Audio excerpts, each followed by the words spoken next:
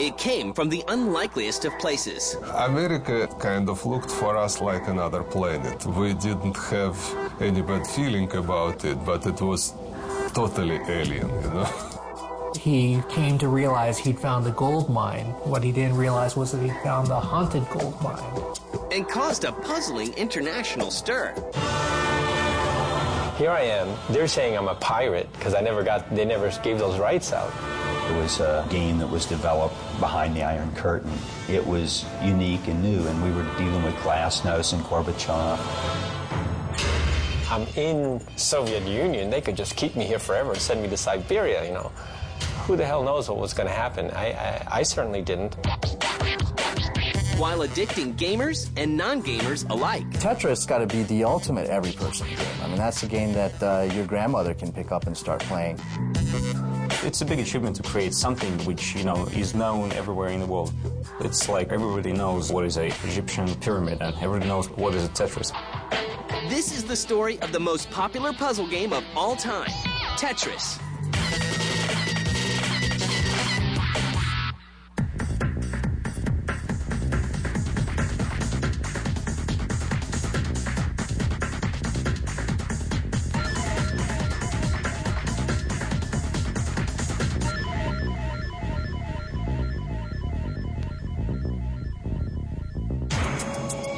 During the 1960s and 70s, at the height of the Cold War, At the time, the United States and the Soviet Union were the two powers in the world. You had two nations with two armies, and the sole existence of their armies were simply to annihilate each other. Alexei Pajitnov grows up in the city of Moscow. Didn't look anything like American cities. No advertisement, very, very modest kind of showcase. Everything made out of stone, more or less gray, without any bright colors at all. America kind of looked for us like another planet. We didn't have any bad feeling about it, but it was totally alien, you know. So we just knew very well our life, but didn't care about the life of the rest of the world. What Pajitnov does care about, however, is his passion for math and puzzles at an early age. I like all the mathematical puzzles and all the mathematics, and it was my kind of passion in school. And then I get to the special program, to the mathematical class, and I graduate the special mathematical school. After his university studies in 1979, Pajitnov is hired by the Computer Center of the Moscow Academy of Science. And I was just a regular, researcher there. Wrote some software for artificial intelligence, automatic speech recognition, CAD/CAM system, all kind of stuff. But I still kept my passion and love to all small puzzles and games which I had since I was a schoolboy. So every time when I had excuse to kind of study new hardware or get new software, I always try to put some kind of game or puzzle on the computer. Alexei's early work is done on the Electronica 60, a Soviet terminal computer which predated the IBM PC. During his free time, he develops a computerized version of the Pentomino's puzzle game. In his spare time, didn't even get paid for it. Alexei Pajitnov, he just made a fun puzzle game while he was working in Russia. And at one moment, I had the idea to put the Pentomino puzzle on the computer. Pentomino's is a very, very well-known puzzle, and I love this puzzle. With the help of a 16-year-old programmer, Pajitnov finishes the game and calls it Tetris. We really didn't understand where Alexei had gotten the name Tetris, and later really found out that tetra means four in Russian. So all the squares were like a little T or an L, but they all contained 4 blocks. So that was tetra. And when we met Alexei, we said, why Tetris? And he said, well, the only other game he really liked was tennis, so he took the IS off the end of tennis and made it Tetris. And so that's where he came up with Tetris. Tetris is distributed freely among Pajitnov's comrades at the Computer Center. because there was no any software market around, and the only way to distribute software was just to give it for copy. That's what we did. And the game quickly spreads throughout Moscow. And we let it go. That was like a fire, like a forest fire. Because in 2 weeks, every computer, every PC in Moscow runs Tetris on it. This is one of the games that entertains you. If you had, like a busy day and you're back from the office, very tired, it's a game that you can play for 5 minutes, for 30 minutes, or even for 50. Just as long as you want to. I think why this game became so popular is probably, well, as everything in the life, is a combination of good idea, luck, and maybe good timing. I didn't feel very good about my game because many people playing instead of working. And my bosses in computer center, well, they weren't upset, but they kind of look at me like like a small kid which do something not very appropriate, The popularity of Tetris soon catches on beyond the Soviet border. In 2 weeks or 3 weeks, we start receiving computers, the clone of PC computers from Bulgaria, from the other country, with Tetris on the hard drives. So the game step over the borders. And captures the attention of a visiting entrepreneur named Robert Stein in 1986. Robert Stein has his own company called Andromeda Software. He did work with his former colleagues in Hungary, and probably they showed him this game, and he was very interested. Robert Stein has got to be considered one of the unfortunate victims of video games. He got and put many people in a lot of trouble. And the simple game of falling blocks soon finds itself in a complex situation.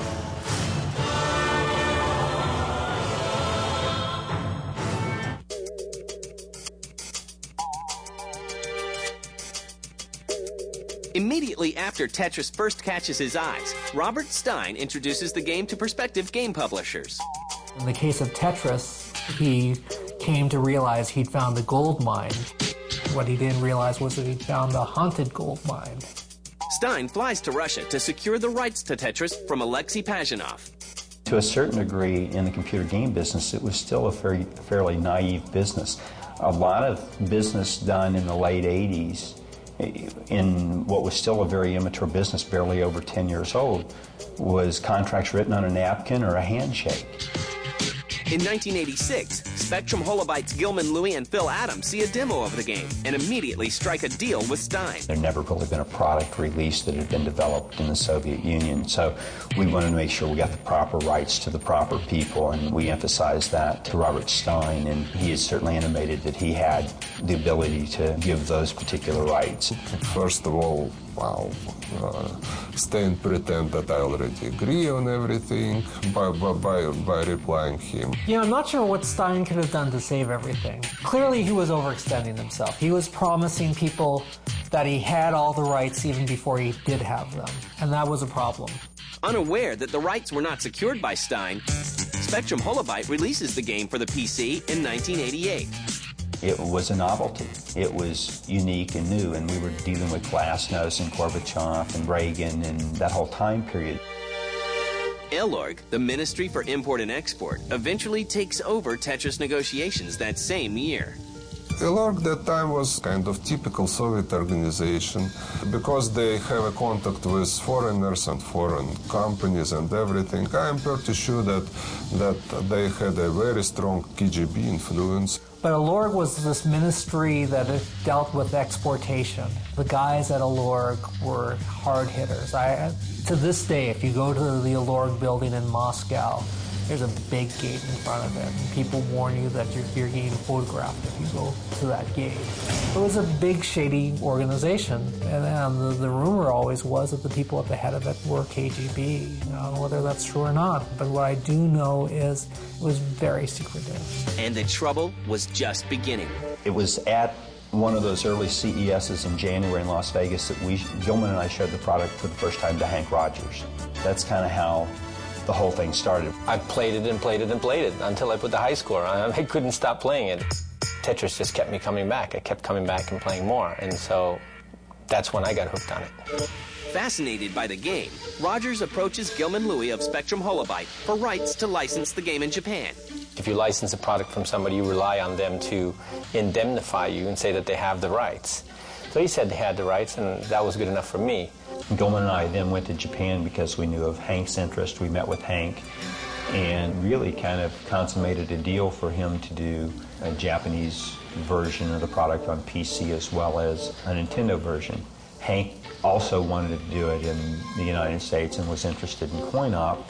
And when we kind of called and talked to Microsoft about that, they said, look, we have a deal already in the works with Atari/Tengen. What Spectrum Holobyte doesn't know is that their sister company, Mirrorsoft, has already sold the rights for a Japanese version of Tetris to Tengen. I said, who the hell's Tengen? They have no share. They don't even exist in Japan. Says, yes, they traded Tetris for Blasteroids. And I said, Blasteroid? That sounds like a disease. I said, well, Gilman, you're just going to have to go back and talk to them because we have a deal. Unsatisfied with only the PC rights, an undeterred Rogers approaches Tengen for the console rights in Japan. I told my guys in Japan, I said, okay, I'm going to the States. You guys keep on working. I'm not coming back until I have those rights. What I didn't know is the rest of the story. And the rest of the story is that, in fact, they didn't have those rights. They didn't have the rights that they licensed me, or they didn't have the rights that they thought they got from Mirrorsoft.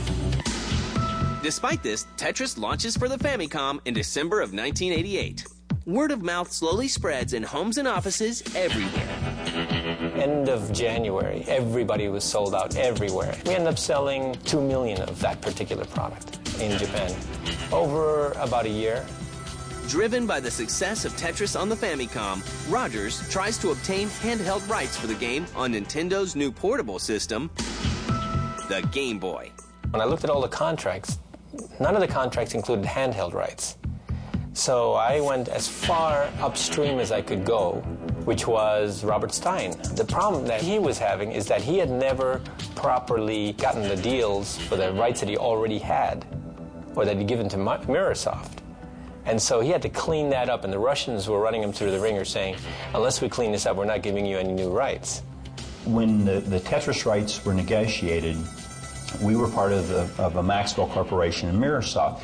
So Mirrorsoft actually signed the contract with Robert Stein. Kevin Maxwell, who was one of the Maxwell sons, eventually went back over to the Soviet Union to kind of do a more conclusive deal at that point from a rights standpoint. A scramble for Tetris rights ensues as Hank Rogers, Robert Stein, and Kevin Maxwell of Mirrorsoft coincidentally fly to Moscow at the same time. I got on the next plane to Moscow. I went to track down the Russian agency or the Soviet agency that has the right to Tetris. Hank then went to Russia on his own and tracked down Alexei. That was a total adventure game. I was there and didn't know anything, and I just asking people in the hotel or information or whatever to try to find out this. In Russia or in the Soviet Union, nobody gives you information. It was a very, very strange place. That's where the confusion came in of what rights had the Soviet Union granted to Stein, who then granted those to us. Maxwell went in and tried to tie up the rights. And I think Hank was playing with something that he knew was bigger. I was having meetings with the Russians, and then they were having meetings with the Russians. We were all taking turns having meetings. And he says, well, why should we choose you over Kevin Maxwell? I said, well, I'm not somebody from a very rich family, and I don't have a huge amount of money behind me. So I can't make an offer that as big as the offer that he can make you. But I can give you an honest share of the money.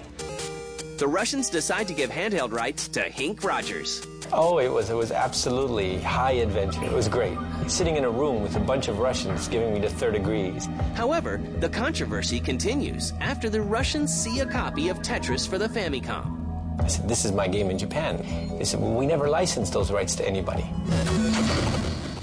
I said, oh my God, here I am.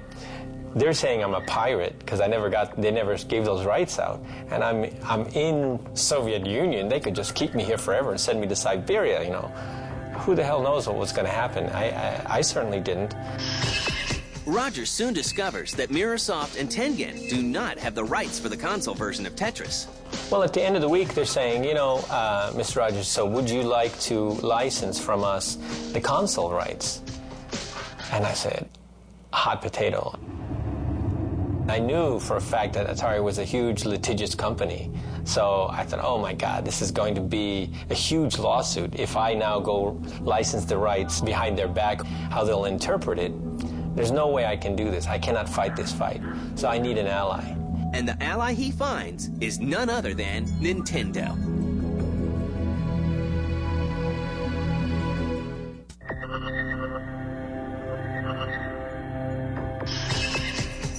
By 1989, console rights to Tetris are up for grabs. With Hank Rogers, Robert Stein, and Kevin Maxwell in Moscow vying for control, Rogers approaches game giant Nintendo for help. Well, at this time, Hank didn't feel that he could afford the war, but he brought Nintendo for next visit. A month later, I was in Moscow with Mr. Arakawa and Howard Lincoln, and they were doing a deal. Angered by what they think is double dealing, Mirrorsoft owner Robert Maxwell steps in and enlists the aid of Soviet President Mikhail Gorbachev. So they were buddies. And so when Gorbachev went to England to visit whatever, he had a meeting scheduled with Robert Maxwell. At this meeting, Maxwell was going to say, my son went to Moscow to get the Tetris rights, and some upstart from Japan got the rights instead. Do something about it. So he was going to apply the pressure, but we were saved by an earthquake in Armenia, and Gorbachev had to cut his trip short. So he never had that meeting with Maxwell. So there was a little bit of divine intervention that happened there. Nintendo eventually secures the rights and battles Tengen in court. These companies hated each other. They just did. So when it came to Tetris, Tengen was all about challenging Nintendo's hold on it. They get into it in court in San Francisco. They're in court not only for that lawsuit, but for patent infringement and copyright infringement. And now they are saying, okay, well, you don't have the right to sell this game. They had created several 100,000 copies of, I don't believe ever got distributed or got distributed for just a few days. As far as I know, some of the Tengen cartridges did get out to the market, but most of them ended up as landfill. After the dust settles,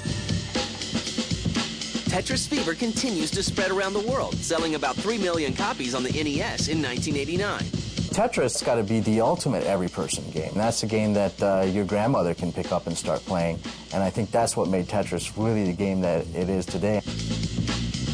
In 1989, Tetris is bundled with the Game Boy, putting Tetris in the hands of eager players everywhere. I convinced Mr. Arakawa that Tetris should be the game packed in with Game Boy, because everybody can play Tetris, and so they were smart about it and included Tetris. We sold over 30 million Tetris that way on Game Boy. It just went to a much broader, wider mass media market when it hit the Game Boy. The Game Boy brought it to a whole new crowd. Tetris became a household item. Looking to capitalize on the heels of Tetris's success, multiple sequels and offshoots spawned. There was Wordtris. There was Hatris. Probably the best Tetris look-alike, my favorite Tetris, was from Capcom. It was Super Puzzle Fighter.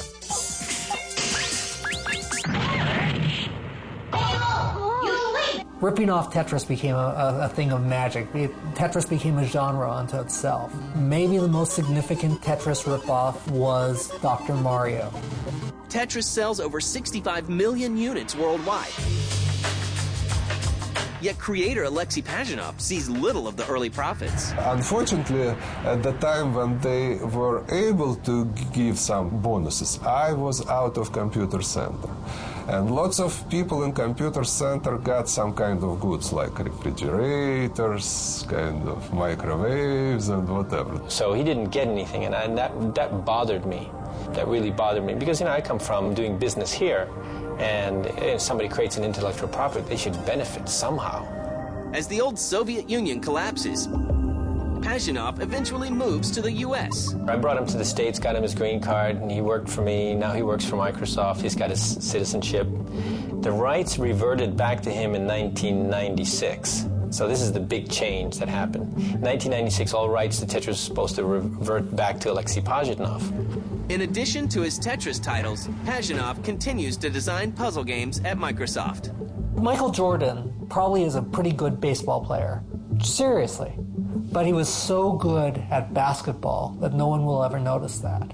Alexei Pazhinov has done good games since Tetris. I worked on the very big title, which was very important for my internal kind of growing up. That was the title called Pandora's Box. Pandora's Box was a really wonderful game.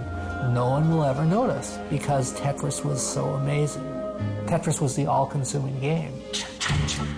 Hexic and Mozaki Blocks are his latest releases for MSN Games, a casual online gaming site. Hexic is traditional puzzle game when you have hexagon pieces and you kind of rotate them trying to put together some kind of blocks. And the other game is Mozaki Blocks. And the game is very relaxing. To date, Tetris remains one of the best-selling and most played games. It is on over 60 platforms with no end in sight. Tetris is in a wonderful position with mobile games because Tetris is perfect for mobile games. It's a very simple game. Tetris is the #1 game on mobile phones in North America.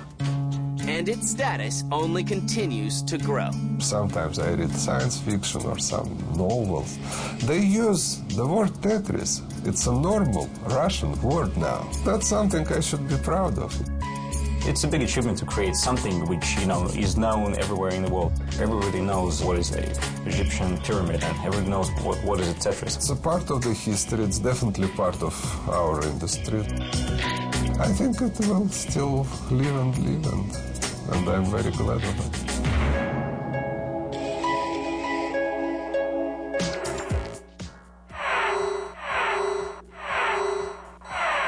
Next week on G4, Team Vulgar squares off against Team Boodles on Arena. There's so much bouncing on screen, it's hard to follow. Rock out on the electric playground. Yeah. Great. And it's a buzzer-beating Best Basketball Games episode of Filter. Don't go shattering the glass just yet. Arena, Tuesday at 10. The Electric Playground, Wednesday at 10. And Filter, Thursday at 10:30.